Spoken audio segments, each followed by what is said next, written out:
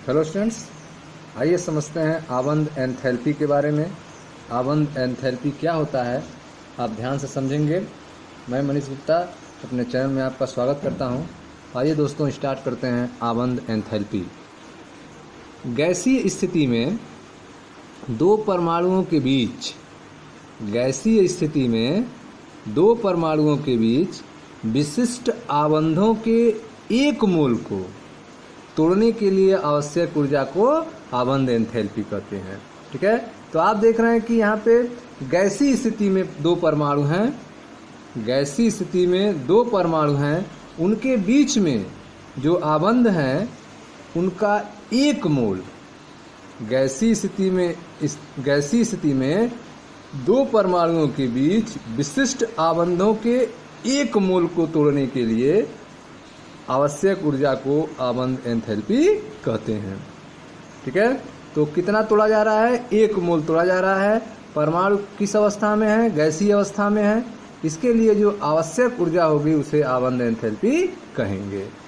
ठीक है, तो गैसीय स्थिति में दो परमाणुओं के बीच विशिष्ट आबंधों के एक मोल को तोड़ने के लिए आवश्यक ऊर्जा को आबंद एंथैल्पी कहते हैं।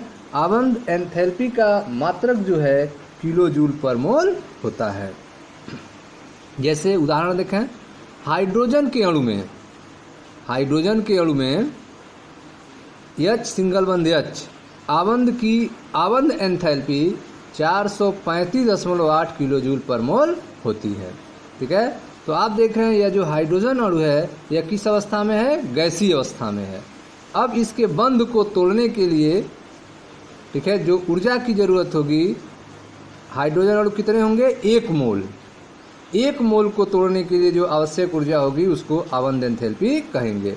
यहाँ पे हाइड्रोजन गैस के रूप में है, इसके बीच में पाए जाने वाले बंध को तोड़ दिया गया। Hydrogen atom plus hydrogen atom जो गैस फॉर्म में अलग हो गए। इसके लिए जो आबंद एंथैल्पी आया उसका मान आया 435.8 किलो जूल पर मोल। इसी प्रकार बहु आबंध वाले परमाणुओं जैसे कि O2 N2 के लिए भी आबंद एंथैल्पी होता है।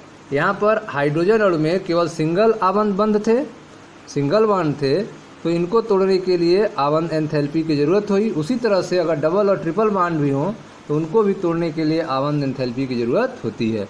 जैसे यहाँ पे O2 में आप देख रहे हैं ऑक्सीजन के बीच में दो बंध है, ये गैस अवस्था में है। इनको तोड़ा गया दोनों बंध को। ठीक है, ऑक्सीजन एटम अलग हो गए और बॉन्ड एंथैल्पी का मान यहाँ पर आया, बॉन्ड एंट्रोपी का, ठीक है, एंथैल्पी का मान आया 498 किलो जूल पर मोल। ठीक है, नाइट्रोजन अणु में जिसमें नाइट्रोजन तीन बंध से जुड़े हुए हैं, इनको तोड़ने के लिए जो बंध एंथैल्पी का मान आया वह 946 किलो जूल पर मोल। ठीक है, तो इस तरह से आप देख रहे हैं कि सिंगल बंध, डबल बंध और ट्रिपल बंध। हाइड्रोजन अणु में सिंगल बंध था, इसको तोड़ने के लिए जो आबंद एंथैल्पी, एक मोल तोड़ने के लिए जो आबंद एंथैल्पी खर्च हुई वह 435.8 किलो जूल पर मोल थी। ऑक्सीजन अणु को डबल बंध को तोड़ने के लिए जो ऊर्जा खर्च हुई वह 498 किलो जूल पर मोल हो गई, और नाइट्रोजन अणु के ट्रिपल बंध को तोड़ने के लिए जो ऊर्जा खर्च हुई वह 946 किलो जूल पर मोल हो गई। तो आप देख रहे हैं यहाँ पे ट्रिपल बंध जो है सबसे मजबूत बंध है, क्योंकि उसको तोड़ने के लिए, अलग करने के लिए सबसे अधिक ऊर्जा की ज़रूरत हो रही है, 946 किलो जूल पर मोल की। ठीक है, जबकि ऑक्सीजन में केवल दो बंध है तो 946 से कम ऊर्जा की ज़रूरत है, 498 किलो जूल पर मोल की। जबकि हाइड्रोजन अणु में सिंगल बंध होता है, इसमें ऊर्जा की ज़रूरत होती है 435.8 किलो जूल पर मोल की। यह तथ्य महत्वपूर्ण है कि यदि आबंद विघटन एंथैल्पी अधिक है तो आबंद अधिक प्रबल होगा। ठीक है, तो N2 का आबंद एंथैल्पी जो है ऊपर वाले हाइड्रोजन और ऑक्सीजन से अधिक है, 496 किलो जूल पर मोल है, अतः यह इसका बंध जो है वह प्रबल होगा। ठीक है, यदि आबंद विघटन एंथैल्पी अधिक है तो आबंद अधिक प्रबल होगा। HCl जैसे एक विषम नाभिकीय परमाणु अणु के लिए देखते हैं, ठीक है, जिसमें दोनों परमाणु अलग अलग हैं, यह विषम नाभिकीय द्विपरमाणु है। इसके लिए देखते हैं HCl गैस फॉर्म में, इसको जब आप बंध को तोड़ेंगे तो H गैस Cl गैस, और इसके लिए आबंध एंथैल्पी का मान आएगा 431 किलोजूल पर मोल। ठीक है, तो यहाँ पे आप देख रहे हैं कि हाइड्रोजन अणु जो H समान थे उसमें 435.8 किलोजूल पर मोल आया था, लेकिन ये Cl में आप देख रहे हैं मान कम हो गया, 431 किलोजूल पर मोल हो गया, और इसमें दो अलग अलग एटम आपस में जुड़े हुए थे। बहुपरमाणु कणुओं में आबंध सामर्थ्य का निर्धारण अधिक जटिल होता है। अगर बहुपरमाणु कणु है तो उसमें आबंध सामर्थ्य का निर्धारण जो है अधिक जटिल होता है, जैसे कि H2O अणु में दो ऑक्सीजन हाइड्रोजन आबंध के विच्छेदन हेतु आवश्यक ऊर्जा समान नहीं होती है। ठीक है, बहुपरमाणु कणु है जिसमें दो से अधिक परमाणु भाग लिए हैं, दो हाइड्रोजन का एक ऑक्सीजन का, अर्थात 3 परमाणु भाग लिए हैं, तो इसमें आबंध सामर्थ्य का निर्धारण अधिक जटिल होगा। बीच में सेंट्रल एटम ऑक्सीजन होगा, किनारे किनारे हाइड्रोजन होंगे। तो एक OH आबंध को तोड़ने के लिए, ठीक है, OH आबंध को तोड़ने के लिए अलग अलग एनर्जी का खर्च होगी। ठीक है, H2O अणु में दो OH आबंध के विच्छेदन हेतु आवश्यक ऊर्जा समान नहीं होता है। जैसे देखें, H2O गैस फॉर्म में है, इसमें पहले ऑक्सीजन हाइड्रोजन एक तरफ का बंध टूटा, हाइड्रोजन गैस OH गैस, तो इसके लिए जो आबंध एंथैल्पी का प्राथमिक मान जो आया वह 502 किलोजूल पर मोल है। अब दूसरे तरफ के ऑक्सीजन हाइड्रोजन बंध को तोड़ा जाए तो हाइड्रोजन गैस ऑक्सीजन गैस अलग हो गए, और इसके लिए आबंध एंथैल्पी डेल्टा HA2 का मान जो है, HA2 का मान जो है वह 427 किलोजूल पर मोल है।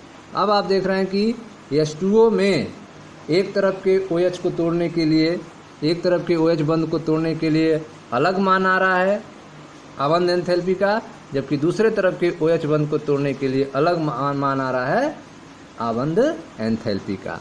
ठीक है, डेल्टा H मानों में अंतर यह दर्शाता है कि, ठीक है, जो डेल्टा H के मानों में अंतर आ रहा है, एंथैल्पी में जो चेंज आ रहा है, वो यह दर्शाता है कि परिवर्तित रासायनिक परिस्थिति के कारण द्वितीय जो OH आबंध में कुछ परिवर्तन आता है। ठीक है, परिवर्तित रासायनिक परिस्थिति के कारण द्वितीय OH आबंध में कुछ परिवर्तन आता है। यही कारण है कि OH आबंध की एंथैल्पी विभिन्न अणुओं जैसे कि एथेनॉल तथा जल में भिन्न भिन्न होती है। ठीक है, डेल्टा H के मान में अंतर जो है यह बताता है कि परिवर्तित रासायनिक परिस्थिति के कारण द्वितीय OH आबंध में कुछ परिवर्तन आता है। यही कारण है कि OH आबंध की एंथैल्पी विभिन्न अणुओं जैसे कि एथेनॉल तथा जल में भिन्न भिन्न होती है। इसीलिए बहुपरमाणु कणुओं में माध्य अथवा औसत आबंध ऊर्जा नामक पद का प्रयोग किया जाता है। ठीक है, तो बहुपरमाणु अणुओं के लिए माध्य अथवा औसत आबंध ऊर्जा नामक पद का प्रयोग किया जाएगा, क्योंकि इसमें जो है OH आबंध की एंथैल्पी विभिन्न अणुओं और जल में भिन्न भिन्न होती है। इसलिए जो है बहुपरमाणु कणुओं के मध्य अथवा औसत आबंध ऊर्जा नामक पद का प्रयोग किया जाता है। इसे प्राप्त करने के लिए कुल आबंध वियोजन एंथैल्पी के मान को विच्छेदित आबंधों की संख्या द्वारा विभाजित किया जाता है। ठीक है, माध्य अथवा औसत आबंध ऊर्जा ज्ञात करने के लिए कुल आबंध वियोजन एंथैल्पी के मान को विच्छेदित आबंधों की संख्या द्वारा विभाजित किया जाता है। जैसे जल के अणु में OH आबंध की औसत आबंध एंथैल्पी कितनी होगी? जल के अणु में OH आबंध की औसत आबंध एंथैल्पी कितनी होगी? तो पहले का 502 प्लस 2 727 और 2 बार टूटा है तो बटे 2, तो 502 प्लस 427 बटा 2 अर्थात 464.5 किलोजूल पर मोल होगी। यह जो मान आया है यह औसत आबंध एंथैल्पी का मान है। ठीक है ना, तो आप पढ़ रहे हैं आबंध एंथैल्पी के बारे में। आपको बताया गया कि गैसीय स्थिति में दो परमाणुओं के बीच, गैसीय स्थिति में दो परमाणुओं के बीच विशिष्ट आबंधों के एक मोल को तोड़ने के लिए आवश्यक ऊर्जा को आबंध एंथैल्पी कहते हैं। आबंध एंथैल्पी का मात्रक किलोजूल पर मोल होता है। जैसे हाइड्रोजन के अणु में हाइड्रोजन के बीच में जो बंध है, आबंध एंथैल्पी जो है वह 435.8 किलोजूल पर मोल होती है। अर्थात हाइड्रोजन अणु जो है, H2 गैस जो है, इसके बीच के बंध को तोड़ने के लिए, हाइड्रोजन को अलग करने के लिए जो आबंध एंथैल्पी का मान है वह 435.8 किलोजूल पर मोल है। इसी प्रकार यदि बहु आबंध वाले परमाणु हैं तो उनके लिए, जैसे कि O2 और N2 के लिए आबंध एंथैल्पी निम्न होगी। O2 के लिए आप देखें आबंध एंथैल्पी जो है वह 498 किलोजूल पर मोल है, जबकि N2 के लिए आबंध एंथैल्पी जो है 946 किलोजूल पर मोल है।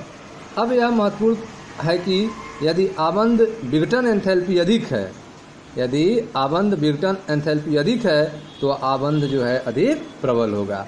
इस आधार पर नाइट्रोजन में जो 3 बंध दिख रहे हैं, इसका आबंध विघटन एंथैल्पी 946 किलोजूल पर मोल आ रही है, ये इसका मान अधिक आ रहा है। इसका मतलब नाइट्रोजन के बीच का जो बंध होता है वो अधिक प्रबल होता है ऑक्सीजन और हाइड्रोजन की तुलना में। HCl जैसे एक विषम नाभिकीय द्विपरमाणु कणु के लिए, HCl जैसे एक विषम नाभिकीय द्विपरमाणु कणु के लिए आप देख रहे हैं बंध एंथैल्पी का मान 431 किलोजूल पर मोल आ रहा है। बहुपरमाणु अणुओं में आबंध सामर्थ्य का निर्धारण अधिक जटिल हो जाता है। ठीक है, बहुपरमाणु अणु जो होते हैं उनमें आबंध सामर्थ्य का निर्धारण अधिक जटिल हो जाता है। जैसे कि H2O अणु में 2 OH आबंधों के विच्छेदन हेतु आवश्यक ऊर्जा समान नहीं होती है। ठीक है, H2O अणु में 2 OH आबंधों के तोड़ने के लिए आवश्यक ऊर्जा समान नहीं होती है, आवश्यक ऊर्जा अलग अलग होती है।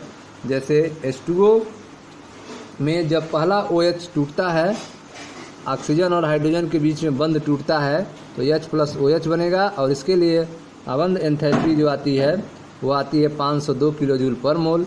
और जब दूसरा OH टूटता है तो उसमें आबंध एंथैल्पी जो है डेल्टा H2 आती है 427 किलोजूल पर मोल। डेल्टा H के मान में जो अंतर आ रहा है यह दर्शाता है कि परिवर्तित रासायनिक परिस्थिति के कारण द्वितीय OH आबंध में कुछ परिवर्तन आ जाता है। यही कारण है कि OH आबंध की एंथैल्पी विभिन्न अणुओं जैसे कि एथेनॉल तथा जल में भिन्न भिन्न होती है। इसलिए इस समस्या को समाधान करने के लिए बहुपरमाणु अणुओं में माध्य अथवा औसत आबंध ऊर्जा नामक पद का प्रयोग किया जाता है। इसे प्राप्त करने के लिए कुल आबंध वियोजन एंथैल्पी के मान को विच्छेदित आबंधों की संख्या द्वारा विभाजित किया जाता है। जैसे जल के अणु में OH आबंध की औसत आबंध एंथैल्पी जो होगी वह 502 + 427/2 अर्थात 464.5 किलोजूल पर मोल होगी। ठीक है स्टूडेंट्स, तो यह था आपका आबंध एंथैल्पी के बारे में। हेलो स्टूडेंट्स, आइए अब देखते हैं आबंध कोटि के बारे में। आबंध कोटि क्या होता है? अभी हमने आपको आबंध एंथैल्पी के बारे में समझाया था, माध्य अथवा औसत आबंध ऊर्जा के बारे में हमने आपको बताया। अब आइए देखते हैं आबंध कोटि क्या होती है। ध्यान से समझिएगा। सहसंयोजी आबंध की लुईस व्याख्या के अनुसार किसी अणु में 2 परमाणुओं के मध्य आबंधों की संख्या आबंध कोटि कहलाती है। ठीक है, किसी अणु में 2 परमाणुओं के बीच आबंधों की संख्या आबंध कोटि कहलाती है, बॉन्ड ऑर्डर कहलाती है। ठीक है, सहसंयोजी आबंध की लुईस व्याख्या के अनुसार किसी अणु में 2 परमाणुओं के मध्य आबंधों की संख्या आबंध कोटि कहलाती है। जैसे उदाहरण के लिए H2 हाइड्रोजन अणु लेते हैं, H2 जिसमें एक सहभाजित इलेक्ट्रॉन युग्म होता है। ऑक्सीजन O2 जिसमें 2 सहभाजित इलेक्ट्रॉन युग्म होते हैं तथा N2 जिसमें 3 सहभाजित इलेक्ट्रॉन युग्म होते हैं। ठीक है, तो H2, O2 और N2 में अबंध कोटि का मान जो आएगा वह क्रमशः 1, 2 तथा 3 होगा, क्योंकि H2 में एक सहभाजित इलेक्ट्रॉन युग्म है अर्थात एक बंध होगा इसमें, अतः इसका आबंध कोटि 1 होगा। O2 में 2 सहभाजित इलेक्ट्रॉन युग्म है अतः इसमें 2 बंध होगा, अतः इसका आबंध कोटि 2 होगा। N2 में जिसमें 3 सहभाजित इलेक्ट्रॉन युग्म है अतः इनमें 3 बंध होगा, अतः इसका आबंध कोटि 3 होगा। इसी प्रकार CO में कार्बन मोनोऑक्साइड में जहाँ पर कार्बन तथा ऑक्सीजन के बीच 3 सहभाजित युग्म होते हैं, ठीक है, अतः आबंध कोटि 3 है। N2 की आबंध कोटि 3 है तथा इसका डेल्टा H आबंध एंथैल्पी का मान 946 किलो जूल पर मोल है, ठीक है। N2 की आबंध कोटि 3 है तथा इसका आबंध एंथैल्पी का मान 946 किलो जूल पर मोल है, जो किसी द्विपरमाणु अणु के लिए सर्वाधिक होता है। सम इलेक्ट्रॉनिक अणुओं तथा आयनों में आबंध कोटि समान होता है, ठीक है। अगर सम इलेक्ट्रॉनिक अणु और आयन हैं तो उनमें आबंध कोटि का मान क्या होता है, समान होता है। जैसे F2 तथा O2 पावर 2- में आबंध कोटि 1 है, F2 का भी आबंध कोटि 1 होगा और O2 पावर 2- का कोटि भी क्या होगा, 1 ही होगा। क्यों? क्योंकि इनमें नंबर ऑफ इलेक्ट्रॉन की संख्या दोनों में बराबर होगी, ठीक है। इसमें इलेक्ट्रॉन 18 होंगे तो इसमें भी, ठीक है, इसमें इलेक्ट्रॉन 18 होंगे तो इसमें भी इलेक्ट्रॉनों की संख्या कितनी होगी, तो आप देख रहे हैं एक 8 होता है तो 8 दूनी 16 और 2 इसमें एक्स्ट्रा है 18, तो दोनों में इलेक्ट्रॉन की संख्या 18 है, अतः इनका आबंध कोटि सेम होगा, 1 होगा। इसी प्रकार N2 CO और NO+ की आबंध कोटि 3 है। अणुओं के स्थायित्व को समझने के लिए एक उपयोगी सामान्य सहसंबंध यह है कि आबंध कोटि बढ़ने पर आबंध एंथैल्पी बढ़ती है। आबंध कोटि बढ़ने पर आबंध एंथैल्पी बढ़ती है जबकि आबंध लंबाई घटती है, ठीक है। तो यह एक सामान्य संबंध है कि अगर आबंध कोटि बढ़ रही है तो आबंध एंथैल्पी भी बढ़ती है जबकि आबंध लंबाई घटती है, ठीक है। तो आप पढ़ रहे हैं आबंध कोटि के बारे में। आपको बताया गया कि सहसंयोजी आबंध की लुईस व्याख्या के अनुसार किसी अणु में 2 परमाणुओं के मध्य आबंधों की संख्या आबंध कोटि कहलाती है, बॉन्ड ऑर्डर कहलाती है। जैसे H2 जिसमें 1 सहभाजित इलेक्ट्रॉन युग्म है, O2 जिसमें 2 सहभाजित इलेक्ट्रॉन युग्म है, N2 जिसमें 3 सहभाजित इलेक्ट्रॉन युग्म है, में आबंध कोटि जो है क्रमशः H2 में 1, O2 में 2 और N2 में 3 होती है। इसी प्रकार CO में जहाँ कार्बन तथा ऑक्सीजन के बीच 3 सहभाजित युग्म होते हैं, आबंध कोटि 3 होती है। N2 की आबंध कोटि 3 है तथा इसका आबंध एंथैल्पी का मान 946 किलो जूल पर मोल है, जो किसी द्विपरमाणु अणु के लिए सर्वाधिक होता है, ठीक है। सम इलेक्ट्रॉनिक अणुओं तथा आयनों में आबंध कोटि समान होता है। सम इलेक्ट्रॉनिक अणुओं तथा आयनों में आबंध कोटि क्या होता है, समान होता है। जैसे F2 तथा O2 2- में, इसमें भी 18 इलेक्ट्रॉन है, इसमें भी 18 इलेक्ट्रॉन है, तो सम इलेक्ट्रॉनिक हो गए तो इनमें आबंध कोटि दोनों में बराबर होगा, 1 होगा। इसी प्रकार N2 CO NO+ की आबंध कोटि 3 होती है। अणुओं के अस्थायित्व को समझने के लिए एक उपयोगी सामान्य सहसंबंध यह है कि आबंध कोटि बढ़ने पर आबंध एंथैल्पी बढ़ती है जबकि आबंध लंबाई घटती है, ठीक है स्टूडेंट्स। तो यह था आपका आबंध कोटि के बारे में और आबंध एंथैल्पी के बारे में। मैं मनीष गुप्ता अपने चैनल में आपका स्वागत करता हूं। अब वीडियो को लाइक करें, शेयर करें, चैनल को सब्सक्राइब करें। धन्यवाद दोस्तों।